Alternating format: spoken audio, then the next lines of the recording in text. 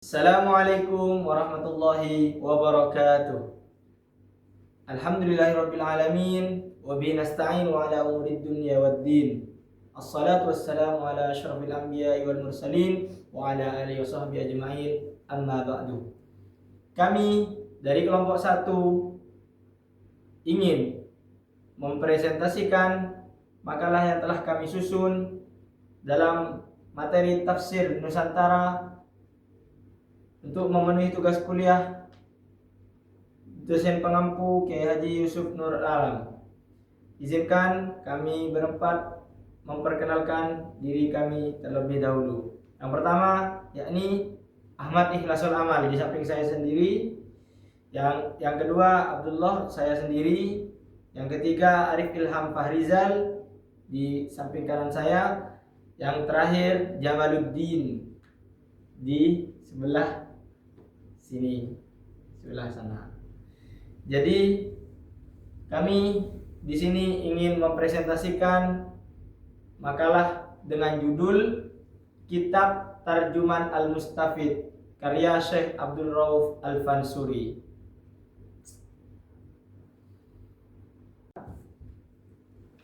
Kitab Tarjuman Al-Mustafid merupakan sebuah kitab tafsir. Kitab tafsir yang merupakan sebuah karya ulama asal Aceh. Di sini sudah dijelaskan Abdul Rauf yang bernama Abdul Rauf bin Ali Al-Fansuri Al-Jawi. Ia lahir di Fansur pada tahun 1620 dan meninggal di Kuala pada tahun 1693 Masehi. Ia belajar di negeri-negeri Arab seperti Mekah, Madinah, Jeddah dan lain-lain. Di antara gurunya adalah Syekh Ahmad Usosi dan Syekh Maulana Ibrahim, Khalifah Thariqat Syattariyah, ketika itu berpusat di Mekah, hingga Abdul Rauf memperoleh ijazah Thariqat Syattariyah. Kemudian ketika Abdul Rauf kembali ke daerah Aceh, dia mulai mengajar dan mengembangkan ajaran Syattariyah di Singkil. Karena itulah dia terkenal dengan nama Abdul Rauf Singkil. Jadi Abdul Rauf merupakan Syekh Abdul Rauf merupakan ulama asal Aceh yang beliau berdiam di Singkil. Oleh sebab itu terkenal dengan nama Abdul Rauf, Syekh Abdul Rauf As-Singkil. Kita lanjut ke pembahasan. Jadi di sini akan kami paparkan beberapa pembahasan yang akan kita bahas dalam makalah kami ini. Di sini yang pertama yakni bagaimana biografi penulis. Di sini akan dijelaskan nanti biografi penulis seperti apa, biografi pengarang yakni Abdul Rauf Al-Fansuri akan dijelaskan di dalamnya. Yang kedua, apa metode kitab tafsir Tarjuman Al-Mustafid. Di sini kita akan bahas juga metode kitab tafsirnya, metodenya. Yang ketiga yakni bagaimana teknik penulisannya. Kita akan bahas di sini apa saja teknik penulisan dalam kitab tafsir ini. Yang ketiga, yang keempat yakni apa corak penafsiran dan sumber rujukannya. Jadi kita akan bahas di sini coraknya apa saja di dalam tafsir itu, tafsir Tarjuman Al-Mustafid ini, serta sumber rujukannya.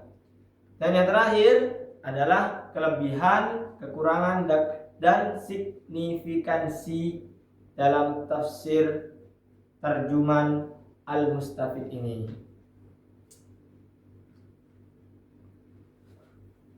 Masuk ke biografi yang akan dijelaskan oleh saudara Ahmad Ikhlasul Amal.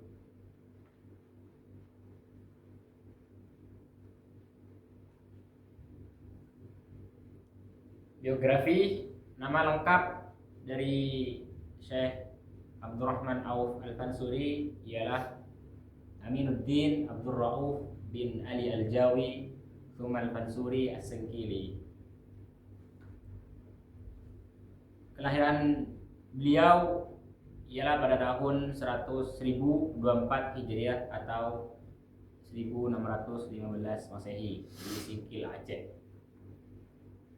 Dan beliau wafat pada tahun 1105 Hijriah atau 1693 Masehi di Kuala Aceh.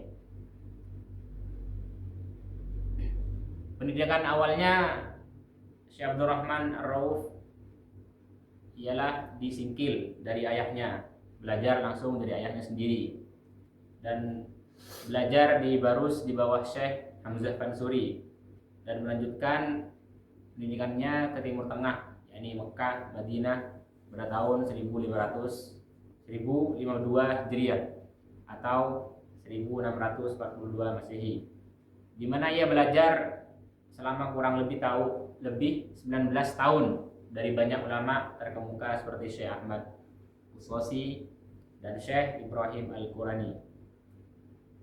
Karya tulis beliau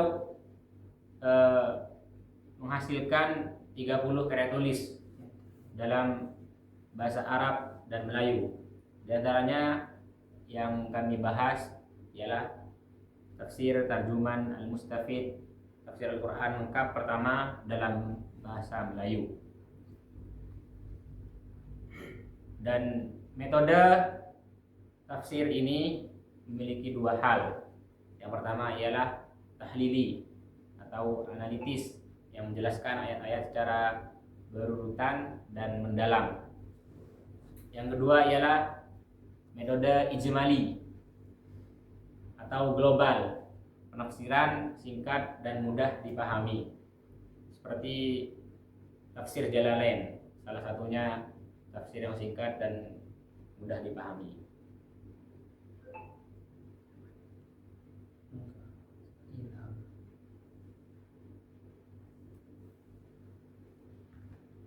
Pembahasan selanjutnya dari segi teknik penulisan akan disampaikan oleh saudara Arif Ilham Fahrizal. Kemudian dari segi teknik penulisan, kitab Tarjuman Al-Mustafid ini yaitu dengan menyebut nama surah, jumlah ayat, tempat turunnya serta fadilahnya. Kemudian yang kedua yaitu dengan menandai asbabun nuzul dan kata kisah dan bacaan qiraat dengan fadilah. Dengan faidah.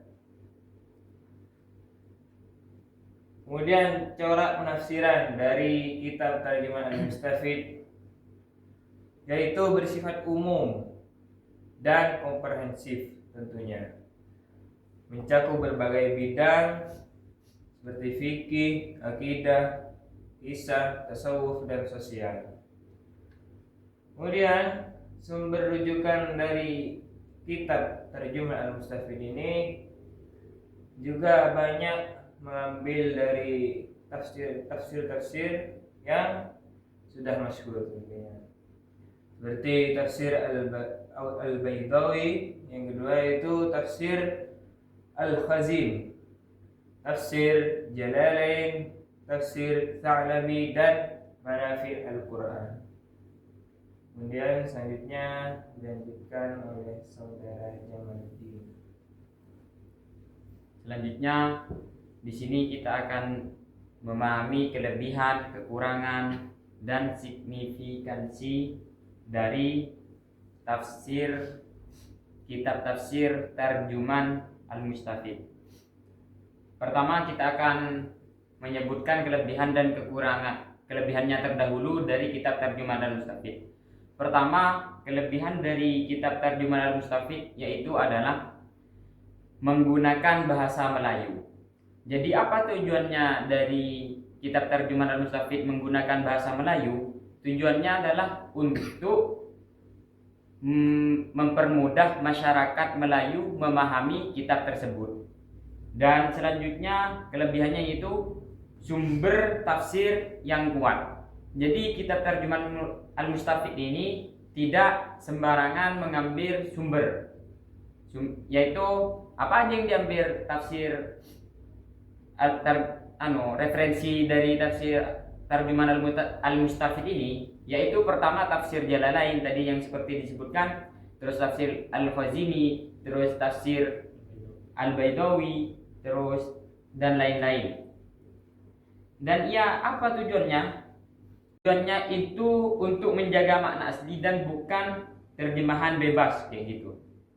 Terus yang ketiga, kelebihannya itu adalah pendekatan modern dan tasawuf. Jadi kelebihan ini memperpadukan antara syariat, hakikat, dan tasawuf. Tujuannya itu untuk menjaga keseimbangan antara aspek lahiriah dan batiniah. Terus selanjutnya yaitu nilai historis dan linguistik tinggi. Jadi kitab tafsir Tarjuman Al-Mustafid ini memiliki nilai historis dan linguistik tinggi. Karena kitab Tarjuman Al-Mustafid ini menjadi sumber awal bagi studi perkembangan terminologi Islam dalam bahasa Melayu dan Indonesia. Terus selanjutnya saya akan menyebutkan kekurangan kitab Tarjuman Al-Mustafid. Kekurangannya yaitu keterbatasan metode tafsir. Jadi metode tafsir Tarjuman Al-Mustafid ini menggunakan penjelasan yang singkat atau terjemahan literatur, bukan analisis mendalam seperti tafsir modern. Jadi tidak banyak menyinggung konteks sosios-historis ayat. Terus selanjutnya minim pembahasan ilmiah atau rasional. Jadi kitab Tarjuman Al-Mustafid ini hanya fokus untuk mempermudah pemahaman masyarakat awam. Kitab ini kekurangannya itu menonjol yaitu penafsiran filosofi atau rasional di dalamnya itu. Selanjutnya kekurangannya itu adalah bahasa klasik yang sulit dipahami kini. Kenapa kok sulit dipahami? Karena kitab Tarjuman Al-Mustafid ini menggunakan bahasa Melayu pada abad 17. Kayak gitu. Dan kalau kekurangannya itu di bahasa klasik ini hanya tidak bisa, mungkin kurang dipahami oleh Melayu modern, akan tetapi dipahami oleh Melayu yang sudah terdahulu, klasik kayak gitu. Terus yang keempat yaitu kurangnya sistematika ilmiah modern. Jadi sistematikanya ini tidak terbagi seperti sekarang, seperti kitab-kitab sekarang, yaitu tidak terbagi subjudul, terus pembahasan tema dan indeks. Jadi kita untuk mempelajari kitab Tarjuman Al-Mustafid ini membutuhkan guru pendamping untuk belajar kitab Tarjuman Al-Mustafid. Selanjutnya signifikansi kitab Tarjuman Al-Mustafid, yaitu pertama signifikansi historis. Tafsir Al-Quran pertama dalam bahasa Melayu mencerminkan peran Aceh sebagai pusat keilmuan pada abad 17. Selanjutnya signifikansi keilmuan. Signifikansi keilmuan ini menjadi rujukan awal bagi tafsir Nusantara, menginspirasi lahirnya karya tafsir lain dalam bahasa lokal, misalnya tafsir Bugis, Jawa, dan lain-lain. Selanjutnya signifikansi budaya dan bahasa. Jadi berperan dalam pengembangan bahasa Melayu religius, menciptakan istilah-istilah baru dalam bidang teologi, fikih, dan tasawuf, dan menggabungkan unsur Arab, Melayu, dan lokal sehingga memperkaya hazanah kebahasaan. Selanjutnya yang terakhir yaitu signifikansi spiritual dan dakwah. Jadi signifikansi ini membuka jalan bagi masyarakat awam untuk memahami Al-Quran secara langsung, menjadi saran penguatan iman dan moral umat Islam di Nusantara. Jadi ini adalah kekurangan, kelebihan, dan signifikansi dari kitab Tarjuman Al-Mustafid. Jadi dari semua penjelasan yang ada dapat kita simpulkan bahwa kitab Tarjuman Al-Mustafid merupakan kitab tafsir tertua pertama di Nusantara di abad ke-17. Kitab ini menggunakan metode tahlili dan metode ijmali. Kitab Tarjuman Al-Mustafid menjadi tonggak awal tradisi tafsir di Nusantara dan membentuk jembatan antara tafsir Arab klasik dengan pemahaman Islam lokal. Sekian yang dapat kami presentasikan, kurang lebihnya kami mohon maaf sebesar-besarnya. Akhiran naqulu lakum syukran katsiran.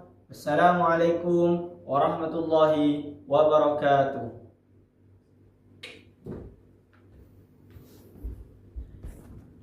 Tak rekam, Pak.